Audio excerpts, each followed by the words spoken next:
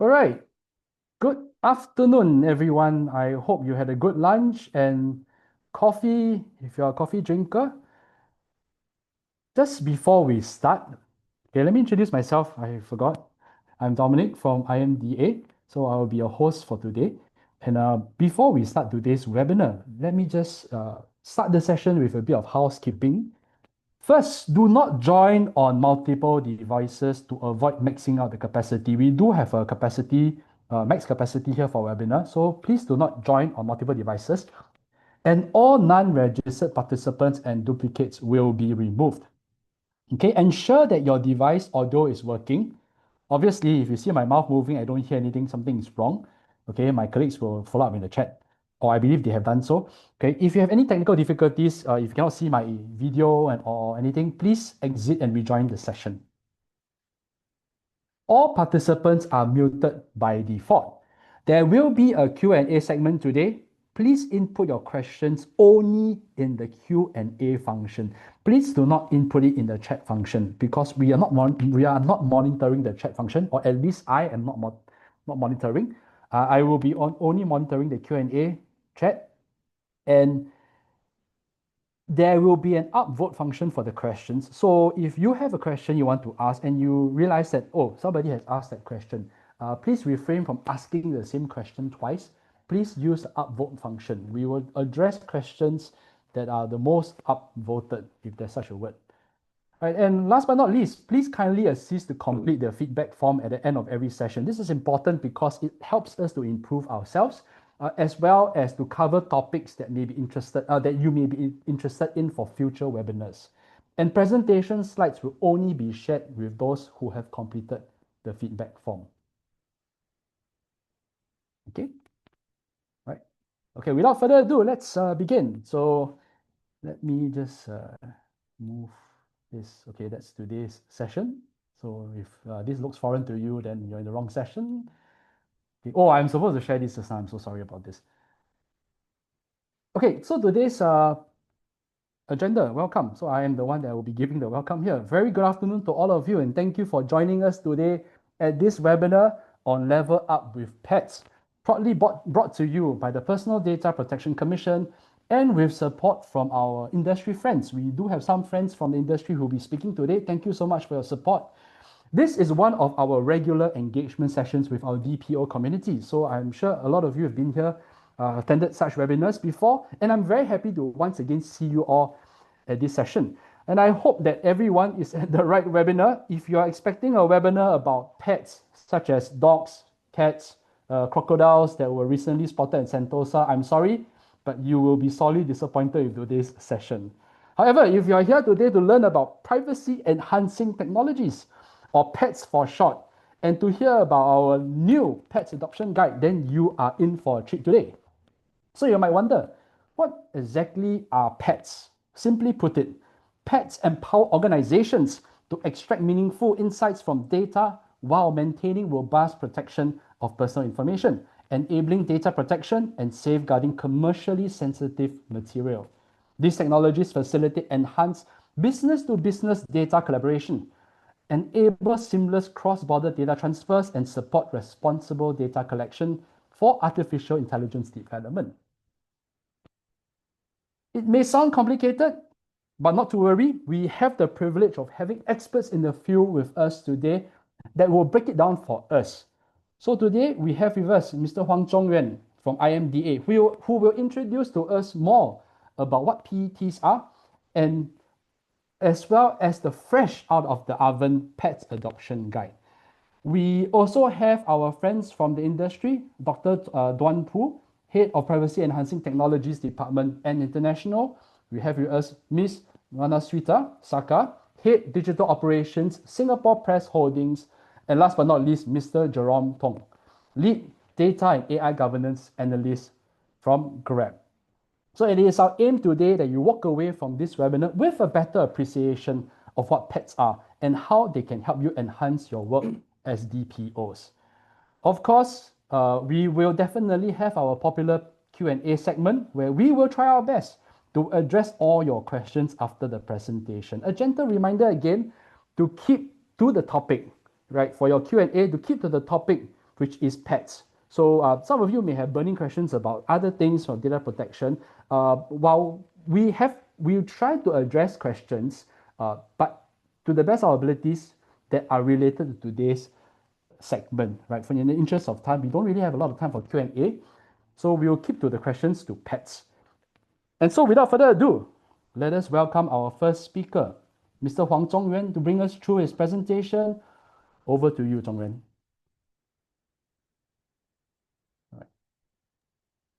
Thanks, Dom. Let me just quickly share my screen.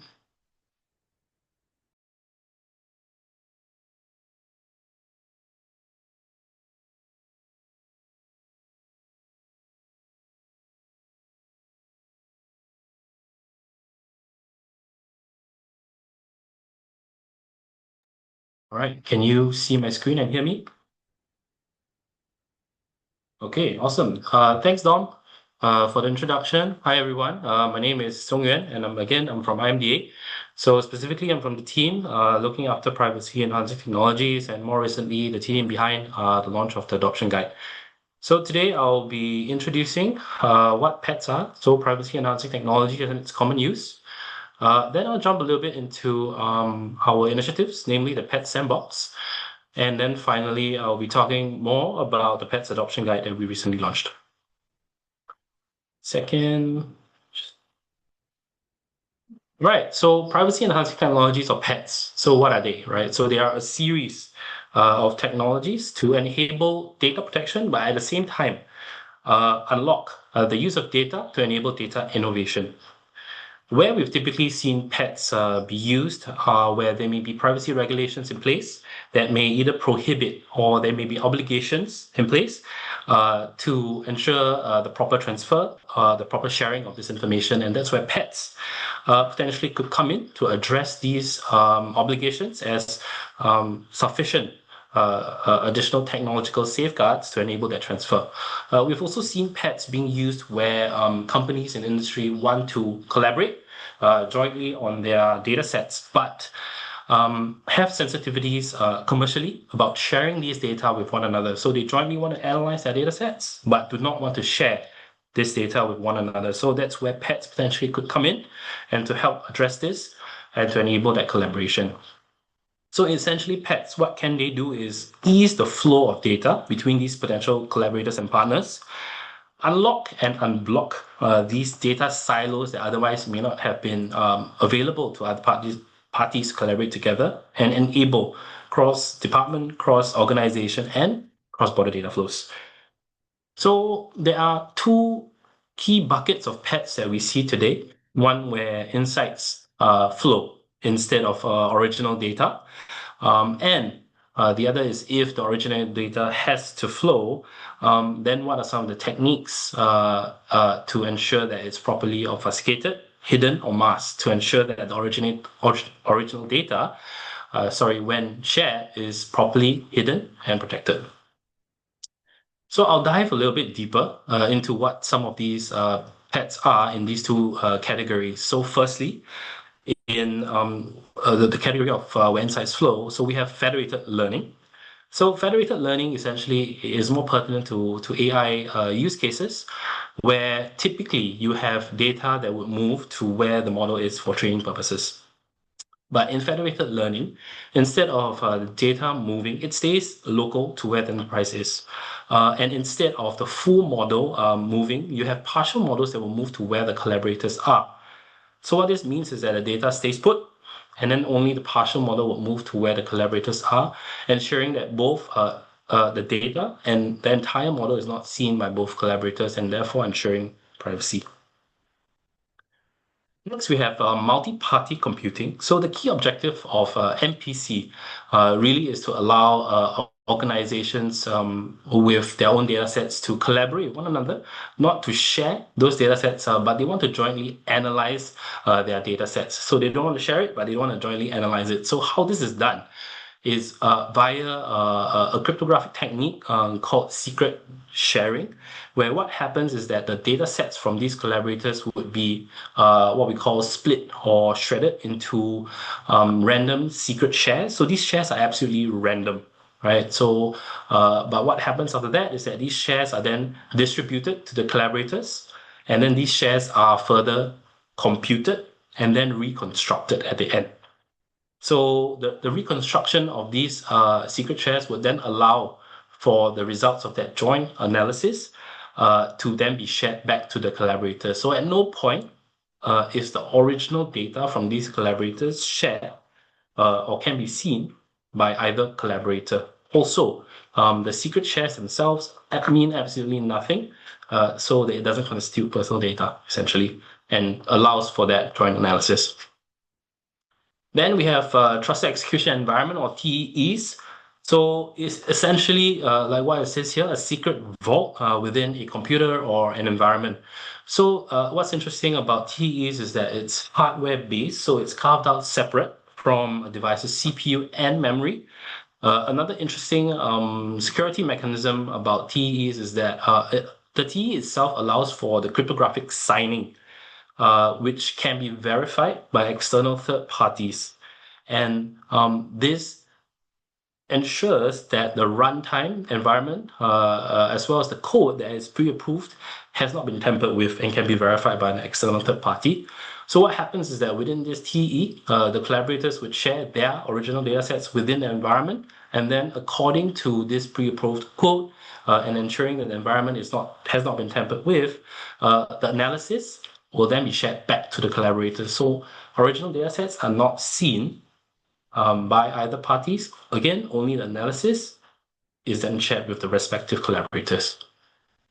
So moving on to the other category, so differential privacy is essentially the adding of calibrated random noise, really to protect the individual identities within data sets. And these are usually in use cases where data sets are large, right? So because when you inject more data, sometimes it may affect the output. So when it's larger data sets, it's to ensure that there's minimal or negligible impact to the output of the use case, which could be trend analysis, which could be aggregating data. We typically see statisticians using differential privacy as a technique in Census Bureau data, for example.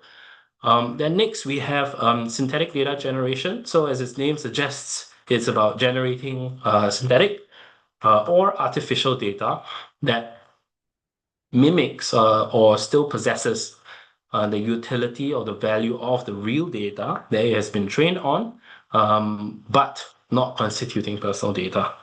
Right. So again, this is usually based on the training of an AI model based on enterprise data, understanding the patterns between these data in order to produce more of that similar data. We typically see this in use cases where AI training is involved, making available more data, but obviously there's more needs to be improved to ensure that it really retains that value. And then finally, we have homomorphic encryption. So in encryption itself, it's based usually on public key cryptography, where if I wanted to send a message encrypted to someone in particular, I would take his public key, encrypt it, and then send it directly to somebody. He would then be able to decrypt it with his private key. So what this does is that it protects the data at rest as well as in transit. Right, so homomorphic encryption is a little bit different. It's a type of encryption, but what's special about it is that within its encryption scheme, it allows for algebraic operations such as multiplication, subtraction, or even multiplication to be done on the cipher text itself, and that's on the encrypted data itself, as if it was on plain text, right? So, and this additional property ensures that at no point does the data have to be decrypted, even if it's sent to the other party. So homomorphic encryption not only protects data at rest, in transit, but also in use at the same time. So this is a little bit about the summary about the pets that we've been seeing. So what I wanted to also mention is that we've been seeing over the past 5 years how pets have really been growing, largely in two key areas, and one is probably not unfamiliar to most people in AI development, where it's really created the greater creation, sharing, and use of data, right? And therefore, the greater need for data protection, and therefore, the relevance of pets. Interestingly, in the research space, we've also seen synthetic data and differential privacy as two particular pets that have been growing in volume, especially in pets research papers. On the other hand, due to the greater focus on privacy, there could be significant financial impact, is what we've been seeing, where consumers want their sensitive data to be handled much more properly now, and if not done properly, some of them may say that they will even stop doing business with a company, right? So, and of course, data breaches are becoming more frequent and costly, and this would spur the greater need for data protection. So the point here really is that pets are becoming increasingly more relevant, not just to protect data, but also enable innovation at the same time. All right, so with that, on the back of that, we have launched the Pet Sandbox, which is an initiative by the IMDA, supported by PDPC. It was launched to address three key barriers that we had observed in the market at the time. Number one, so pets are an emerging technology, it's still nascent. So what that really means from a reg perspective really is that there aren't any explicit laws or regulations that say if you use a pet in a certain way, and then you could comply like this, right? So you use it like this, you can comply like that. So there isn't that today, but it's something that we recognize, right? And we do provide guidance in the form of practical guidance, which I'll talk a little bit more in the next few slides. Two is, as I mentioned earlier, so pets are a series of technologies. So what that means is that it could get technically complex and quite overwhelming for people who are not that inclined. And they would have that trouble to be able to navigate that, to find what is the best use case, which is the best pet to their use case, actually. And then finally, lack of trust in solution providers. So many big tech companies today are already incorporating or using pets, but there are also smaller startups out there that have good technology. They are big tech, but how do you assess its trustworthiness? Because they're small and haven't yet been vetted. So on the back of these challenges, we launched again the Pet Sandbox, really with the goal of encouraging companies to experiment with pets to understand what they can do in a practical environment, and then to help companies better place and scope their use cases. We have a few defined use case archetypes where we've seen quite clearly how industry has been implementing accordingly. So number one is finding common customers. So we've seen companies where they want to match their common customers and then be able to enhance the profile, but at the same time not revealing who these common customers are. So we've seen some pets being able to do that, to securely match, not reveal who they are, but then sort of have those insights be used accordingly and analyzed accordingly. Two, we have enriching data models. So if I have my own data set, I want to get data from a collaborator, but how do I ensure that the data when I get it is secure or that I don't see that underlying original information? Three, making more data available for AI development. So inevitably, when we get more data, there may be personal data within. So how do we ensure that that's protected? And that's where pets could come in, quite relevant.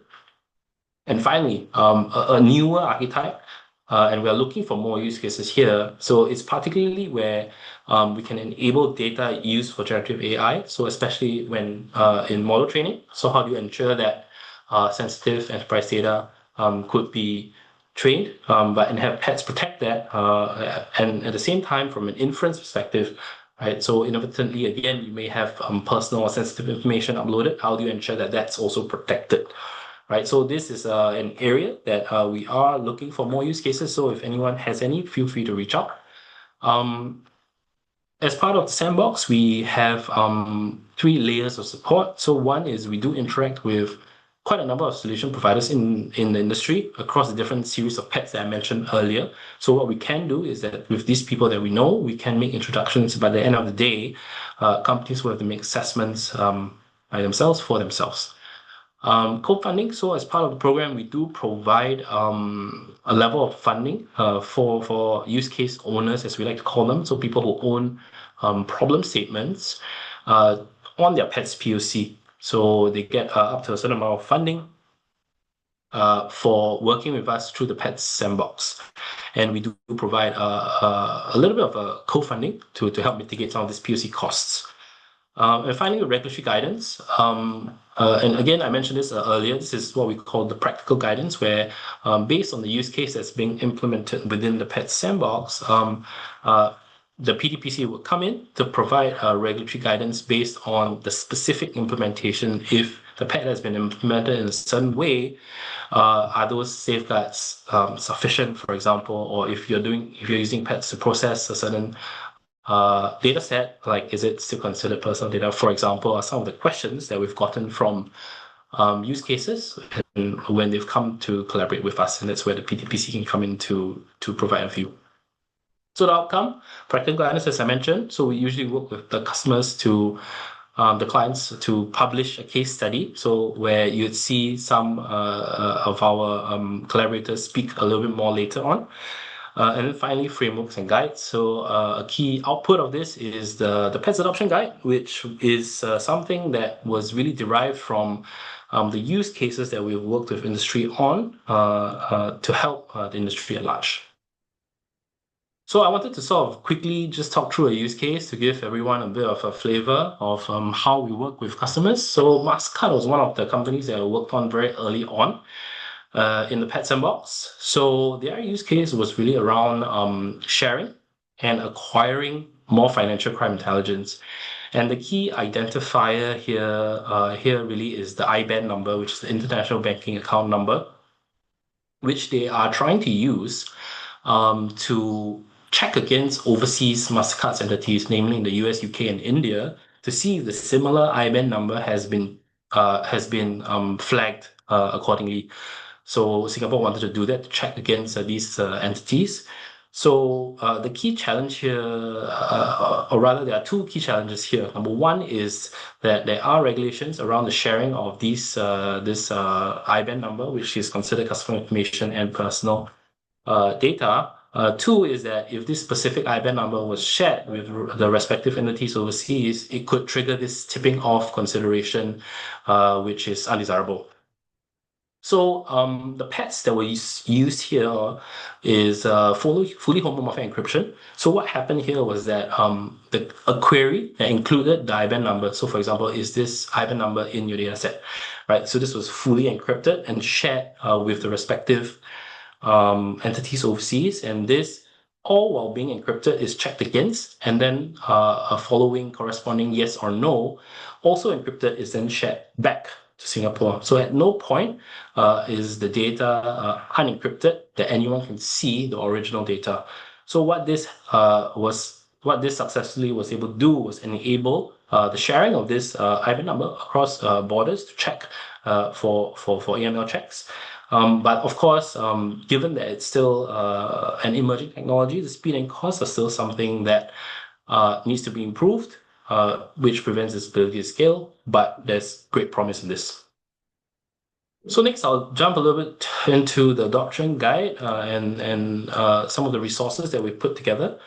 So as mentioned, so this guide was first announced last year by Minister during PDP week.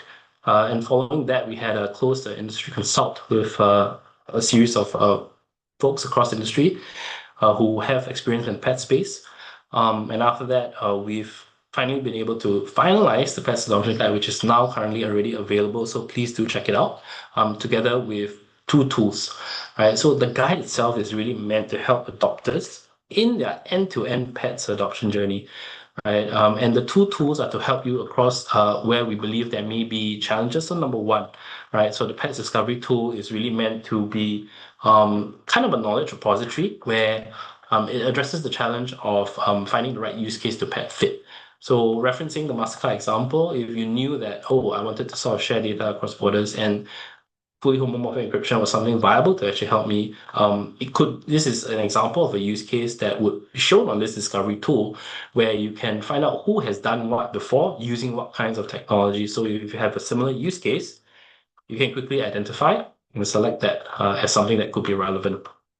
And then after you've selected your PT or deemed something that's a bit more relevant, you need to implement the PT, right? So that's where the implementation checklist becomes relevant, where it's intended to have comprehensive to-dos that includes also some of the relevant stakeholders across different steps to ensure that people don't miss things out and are able to securely and effectively implement PT. So I'll dive a bit more into the adoption guide. So the guide itself includes three sections. So the first one, so the document itself, which you will hopefully see, is the adoption guide, which is the narrative itself. It's targeted at senior decision makers, where what it does is that it highlights how pets are beyond just a compliance tool, is also now helping companies to gain a competitive edge by unlocking new business opportunities as well.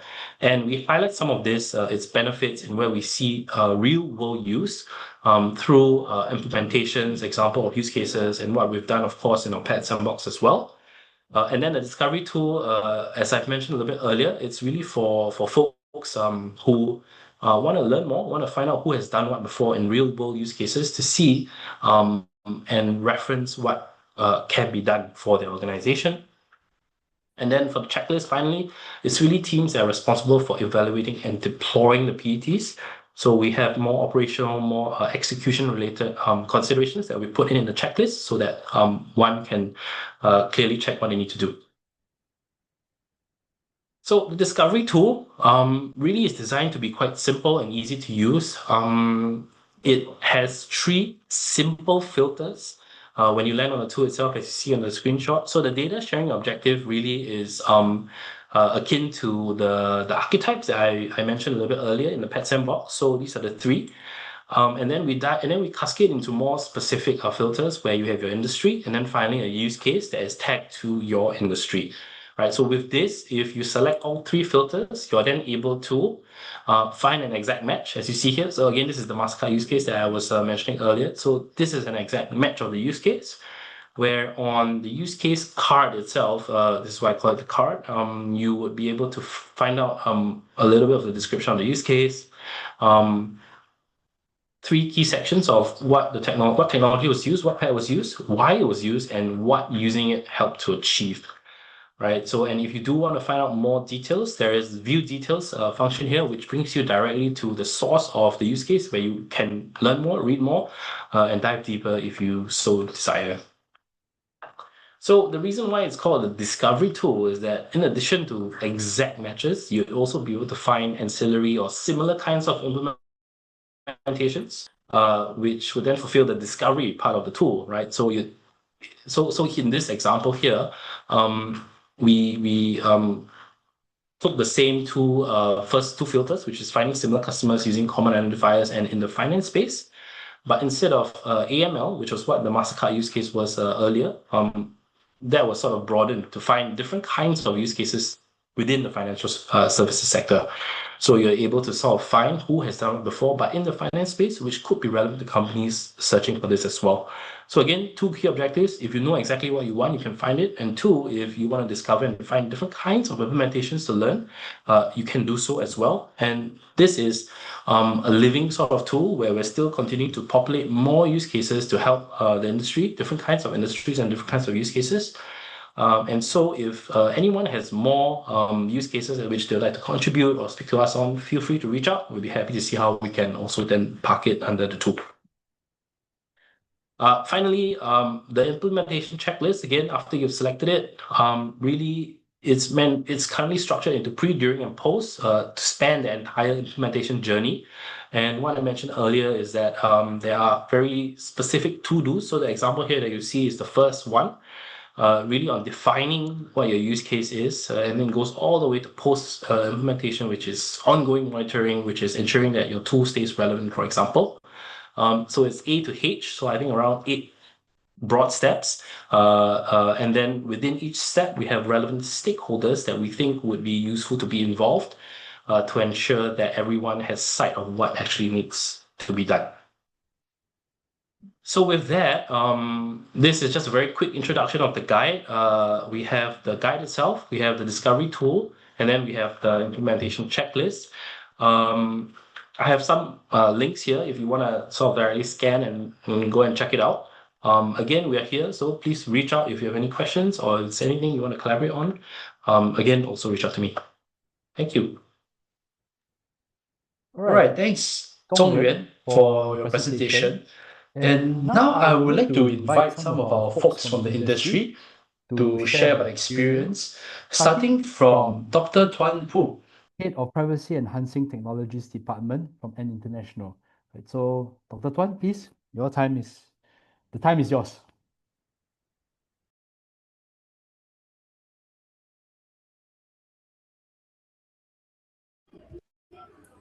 Hello, yeah, can you hear me? Hello. Yes, we can. Yeah, sure. Thank you. Yeah, can you see the slides I share? Yes, we can see. Okay. So, okay, thank you very much. So yeah, thank you for the introduction. So I'm Tuan Pu from the Ant International. And today I will present a use case. We have been working with the MD and the PDPC for several years about this use case. So the use case is mainly about how we use PATS, privacy enhancing technology, to do a joint modeling and to enhance the customer engagement for our business. So I will first give a quick introduction about what our use case is. So at Ant International, we have our Alipay rewards. So that is kind of a rewards that is in different e-wallets companies. So basically, in your e-wallet homepage, you can find a small button. Through that small button, you can see that it's A+ rewards. You click on that A+ rewards, you will get into the A+ program that is provided by Alipay Plus. So this A+ program will provide some vouchers to the users of the e-wallet. The whole, I think the goal is that we provide the vouchers from Alipay Plus rewards program to e-wallet users, so that we can make sure that the more of the e-wallet users will use these vouchers for redemption. So here, Alipay rewards is actually the mini program deployed within the e-wallet. And basically, it will allow the brands to connect with customers through interactive promotions. And our goal is targeted marketing strategies so that more and more e-wallet users will use these vouchers provided by the Alipay Plus rewards. But the problem is obvious. We want identify the user side that will most likely the user side will have a higher probability that will use and redeem the vouchers. But the problem is we don't have the user information, and the e-wallet will have the user profiles for these users, but we cannot just leverage the plain text of these user informations because the consideration of the regulations and also the privacy problem. So the problem will be, can we tap on the e-wallet data to identify these common users, and then can we figure out a way that we do a modeling based on the data provided from both the Alipay Plus and the e-wallet in a privacy preserving manner, so that we can have a better prediction who will be the users that will use vouchers for redemption. So like what Zhongyuan has presented, our use case is actually one of the use cases in the adoption guide is use case 2.1.1. So like I just presented before, to identify the common user set will be the first step. So we use a very well-known PET techniques called the PSI, Private Set Intersection. So with PSI, we will the Ant rewards program and the e-wallet will identify the common user site without leaking information about the non-common user from one party to the other. So this is the first, So this is the first PET techniques we have been using to identify the common user site without leaking the information from uncommon user from one party to the other. So let's say Ant has a set of users, customers whose profile is of interest like redeemed game vouchers in the past 3 months, information like that. And the e-wallet will possess customer preference data like age, gender.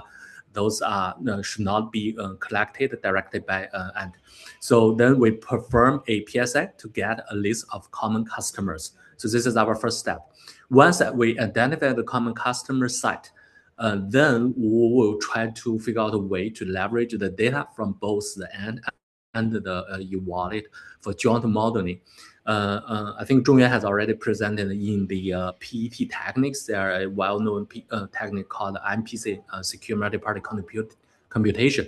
That's a fundamental technique that allow Ant and the e-wallet to do a secret sharing of their own user data. Like for e-wallet, it may be the user age, user gender, and for Ant, it may be the the redeemed vouchers in the 3 past months, things like that. So we use MPC to secret share all those information and train a model in a joint way.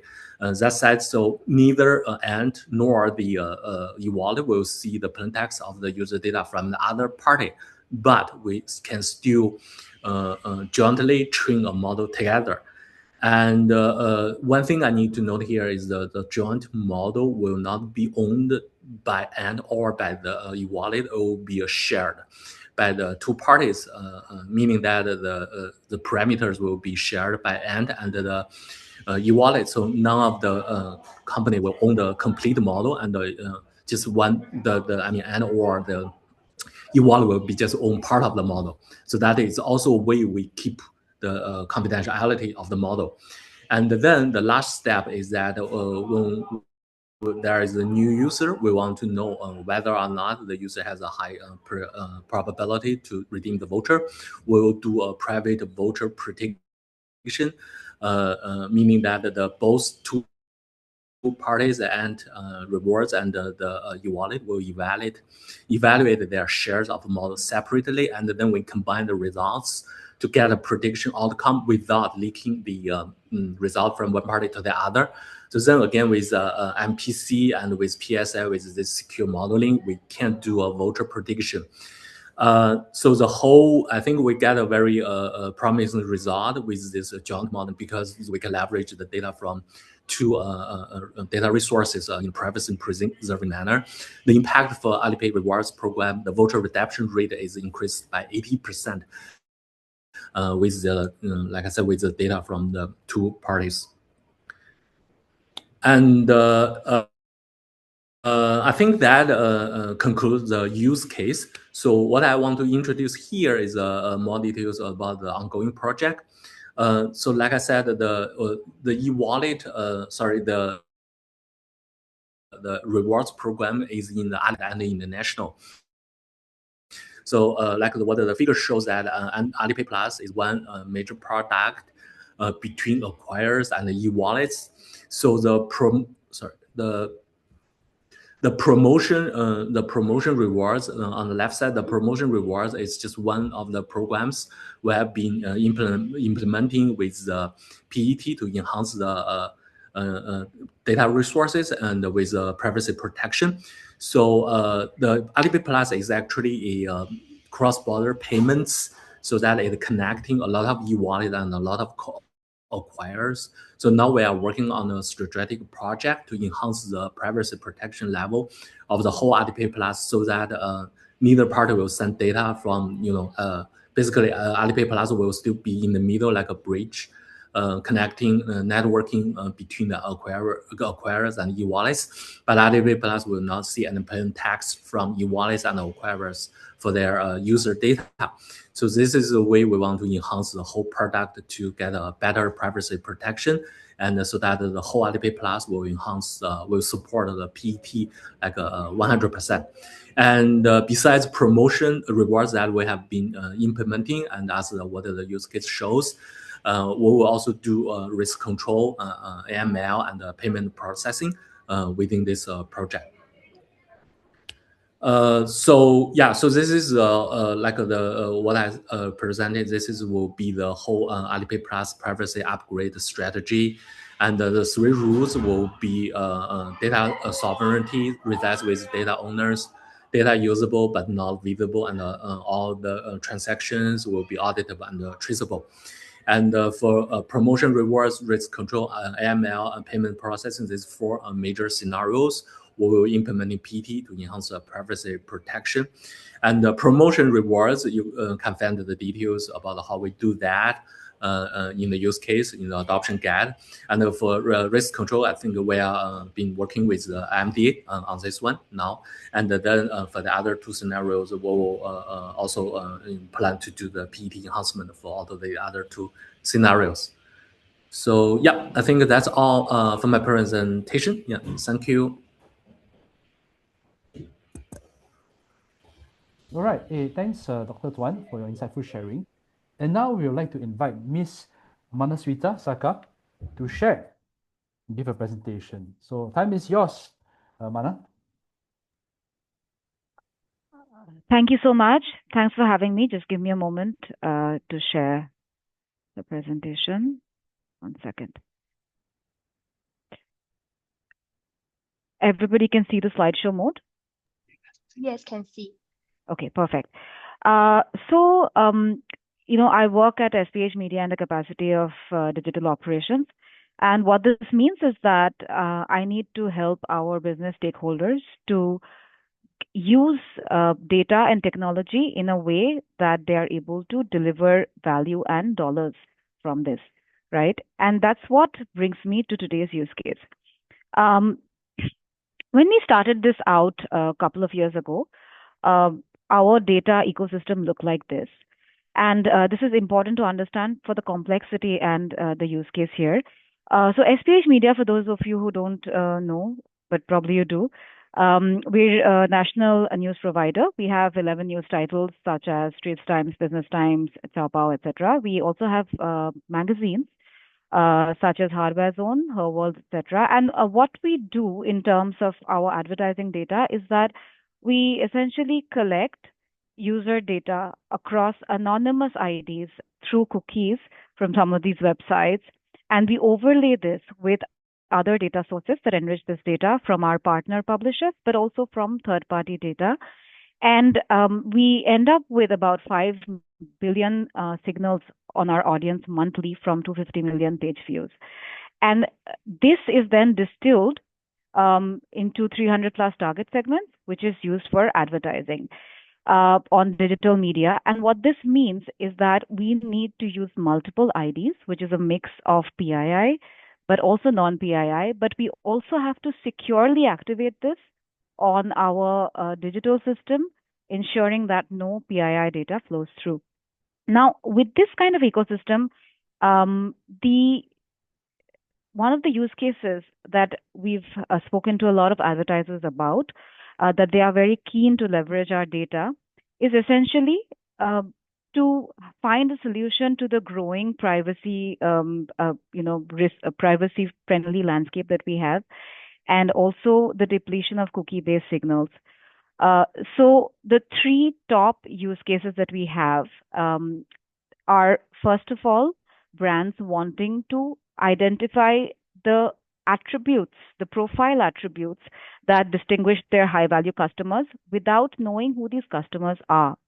The second thing is the ability to target then customers who are similar to these high-value customers, again, without knowing who these are. And lastly, to do this in a privacy-safe way that is acceptable even to stringent industries such as banking.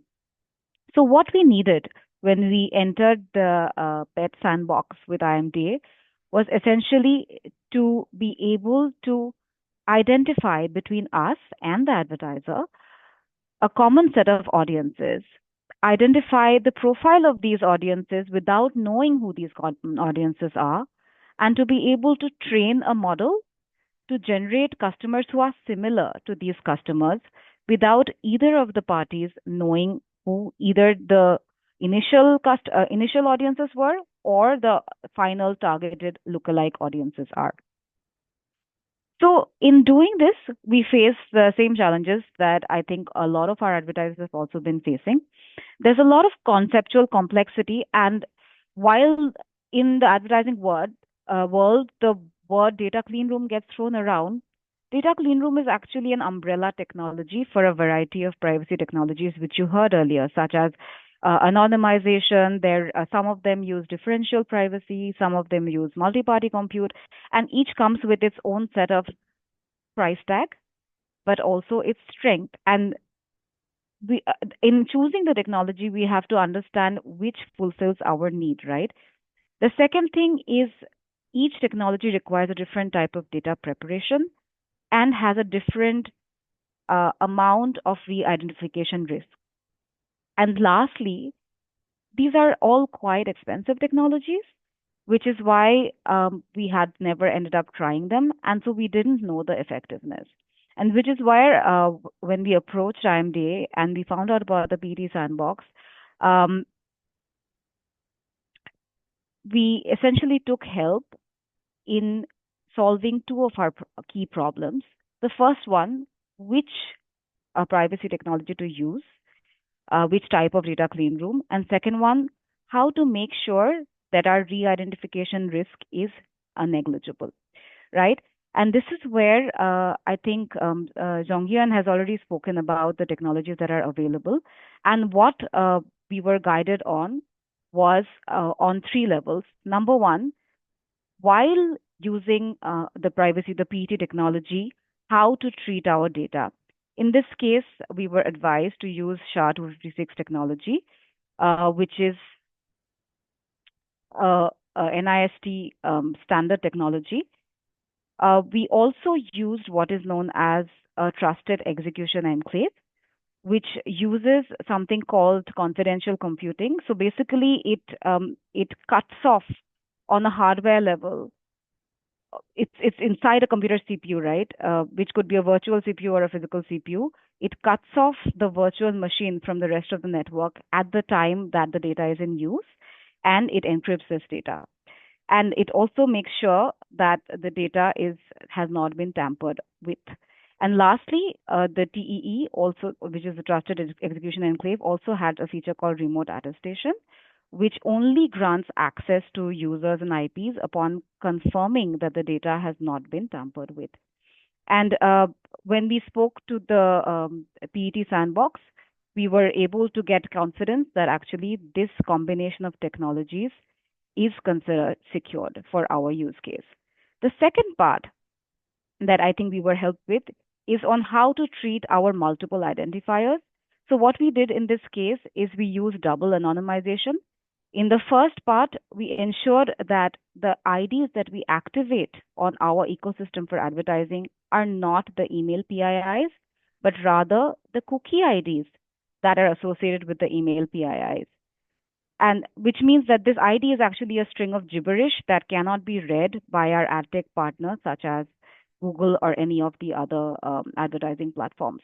The second thing that we did was to ensure that our customer profile was also not human understandable, and the profile information was also shared as segment IDs, meaning that no one can understand if ID 12345 is actually football interest or affluence, right?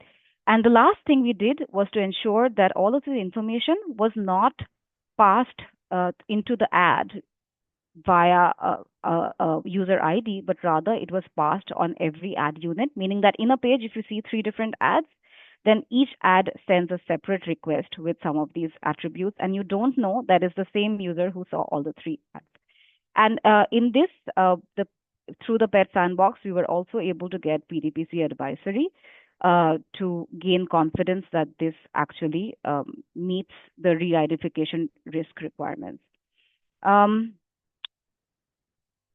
So the results, I think, spoke for themselves.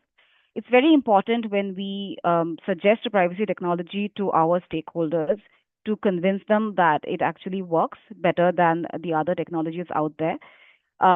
So for the marketing ecosystem, which is extremely results driven, I think the privacy technology was also performant. It gave 140% better engagement on our advertisers' website for users who interacted with their products. So what is the takeaway? Right? Jonghyun just spoke about a couple of things that the IMDA has released. And I was just talking to him before this meeting that had we had use of these resources, I think we could have cut down our implementation time by half. So I think the starting point is knowing your use case. If you're in the advertising industry, or if you're in the banking, or in the ride sharing industry, I think it's quite easy to just not reinvent the wheel and reuse known ones. Go into the Pets Discovery Toolkit or the Adoption Guide and get inspiration for use cases. If it's an existing use case, I think the Discovery Toolkit can also give you an idea of what are the technologies out there that you can use. For a new use case, I think the Pet Adoption Guide is a wonderful starting point, where you get a list of all the technologies available and the possible use cases that each of them serve. The key step to success, I would say from my experience, is to know which stakeholders to engage, because the data requires to be prepared. There are legal implications. Management needs to be convinced because there is some cost implication as well as business stakeholders need to know that this use case will be met better and in a performant way using this technology, right? So this checklist of users is also something you can get from the adoption guide. And finally, the key thing is to understand is that technology for the sake of technology will not lead to a reusable use of privacy technology. So what's important is to know that also your data is different from the data that you saw in someone else's use case. And the combination of data between you and some other partner is going to be very, very unique and have its own value, which means that to make the results show, you have to possibly iterate on the model and iterate on the data quality. And so with that, I will pass on to the next speaker.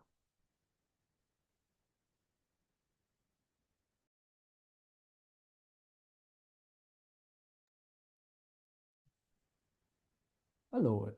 Sorry. Thanks, Mana, for sharing. Sorry, just want to test my sound. And last but not least, I would like to invite Mr. Jerome Tong to give his presentation. So, Mr. Jerome, please, your time is yours. Time is yours. Hello, hi. Thanks for the introduction.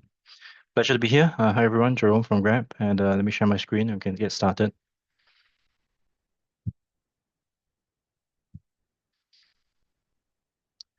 Okay, so today I'll be walking you through how Grab enhanced privacy through the use of LLMs, as well as a little bit about dynamic data masking.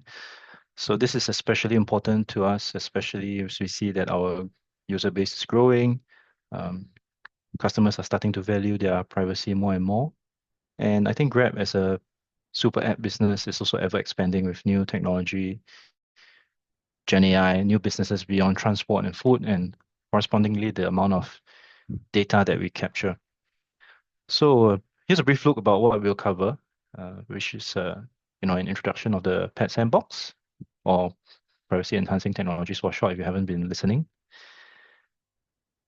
What are the key business drivers for adoption, as I'm sure we all have some stakeholders to account for, and then finally a more practical way to kickstart your own PET journey. Okay, let's begin.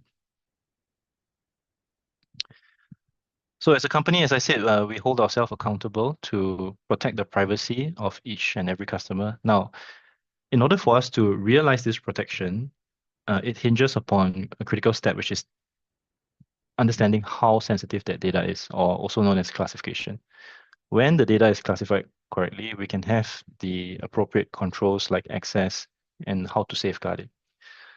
So however, at the time, when we were starting to work on this problem, classifications were at the very broad level, so database and schema level, and not very granular. So this was creating a fair amount of friction for our data analysts, our engineers, our users, and also lengthening the time to market for our products. So while we were looking at ways to have a more automated and more precise way to classify our data, we came up with actually a couple of options, right? We have traditional manual way of doing it. We have regex, or we have slightly more automated solutions. One which was off the shelf, we were looking at Amazon for that, Amazon AWS Macie, or now known as Macie 2. And then at the same time, with the advent of GPT, that sort of inspired us to also explore that. So we landed on LLMs in the end, but that's just a bit of color on the journey. So with the use of LLMs, GPT, etc., it wasn't just an internal business opportunity, but also a partnership opportunity with IMDA and PDPC. And so we kind of became one of the early pioneers, the privileged few to start using LLMs at Grab, but also do it together with our friends at IMDA and PDPC. So this kind of gave us some benefits along the way to where IMDA, PDPC can help to assess our approach, give us regulatory guidance, help to confirm if we can indeed use such innovative technology such as LLMs at the time to enhance privacy. So which brings me to the benefits on the last section here. But before we go there, if you're interested to hear more or learn more, you can just click on these two links at the bottom. I'm sure the slides will be shared after the webinar to go through our engineering blog on the detailed implementation. So now the benefits are quite substantial, I would say. As mentioned, we have we want to have a more precise and accurate classification of data to build trust on the use of LLMs and also to collaborate better with IMDA and PDPC. So this entire effort, I think, was ultimately driven by one critical question which I posed to our engineers for that day. How might we unlock more data for analysis, more data for decision making while still preserving privacy? But in order to do so, we kind of need to get investment, right? So here we are with the business drivers for the PET adoption. So this slide covers all the different key business drivers and why this project was so critical for our operations. First, we wanted to enhance the consistency of on-the-ground classifications. Now, we have a very diverse user base, right? And instead of simply relying on things like annual refresher trainings and onboarding packages, which I'm sure many people just skim through anyway, we look towards how can we better automate, how can we standardize this classification process. And in so doing, we kind of help our owners, also known internally as data producers, to gain a more common understanding of what constitutes as sensitive personal data, etc. And this consistency is quite foundational to us. And I think it's, at least on an anecdotal basis, is a lot better now in terms of who knows what personal data is. Secondly, and I touched on this before, in terms of having more granular classifications, we can provision the access controls in a better way. And when I say better, in a more precise fashion. So historically, we were at the schema and database level, which is about 50% of it were in a tier 1 being our most sensitive data set. And correspondingly, the hardest to gain access to. So everybody had to raise an explicit access request and get it approved by multiple levels. And now with our LLM use case, our project MetaSense, we are somewhere at 15%, which is much better. And the numbers actually tell a very, shall we say, conservative tale, because we are looking at that in a now schema and table level, but in future with column level, that could be even more accessible.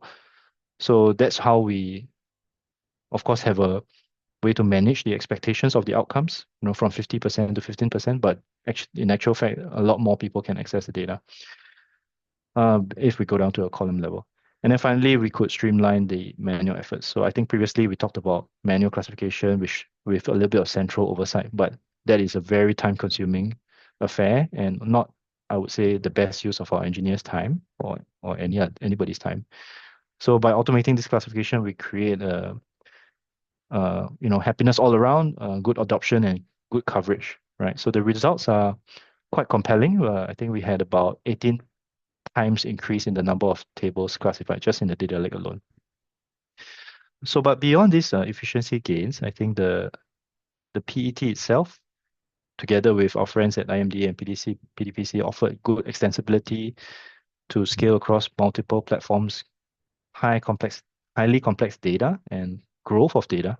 And then finally, as I mentioned, get the regulatory guidance, particularly with the use of AI and how we can responsibly use it and effectively use it for things like classification.